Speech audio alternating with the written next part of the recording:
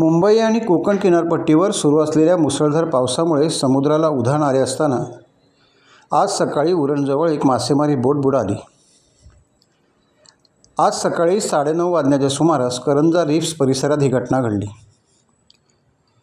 मिळालेल्या प्राथमिक माहितीनुसार समुद्रातील पाण्याचा जोरदार प्रवाह बोटीत शिरल्याने ही बोट थेट बुडाली। या बोटीत 7 खलाशी होते। सर्वांना सुखरूप वाचवण्यात नौसेनेला यश आले।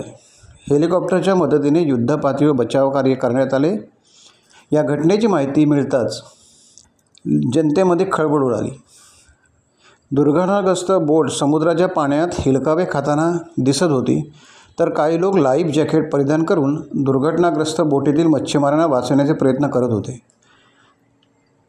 वादळी हवामानामुळे आणि सुरक्षिततेच्या कारणास्तव सध्या मासेमारीवर बंदी आहे। अशा परिस्थितीत सदरची बोट समुद्रात कशी आली याबाबत प्रश्नचिन्ह निर्माण झाला आहे। सदर घटनेसंदर्भात महाराष्ट्र मेरीटाईम बोर्ड, मत्स्य परवाना विभाग, कस्टम, पोलीस यांनी सदर घटनेबाबत जातीने लक्ष केंद्रित केले आहे। तसेच या घटनेची पूर्ण चौकशी करावी अशी कोळी बांधवांकडून मागणी करण्यात येत आहे। सध्या कोळी बांधव समुद्रामध्ये मासेमारीसाठी जात नसताना परराज्यातील बोटी समुद्रात मासेमारीसाठी येत आहेत। त्यामुळे किनारपट्टीवरील कोळी बांधवांचे मोठे आर्थिक नुकसान होत आहे अशी खंत ही कोळी बांधवांमधून व्यक्त होत आहे।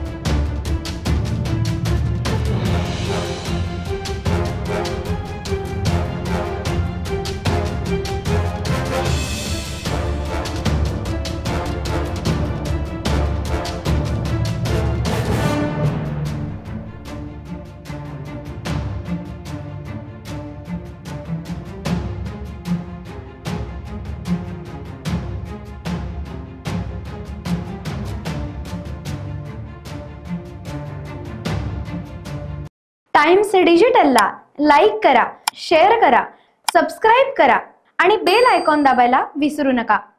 Times digital.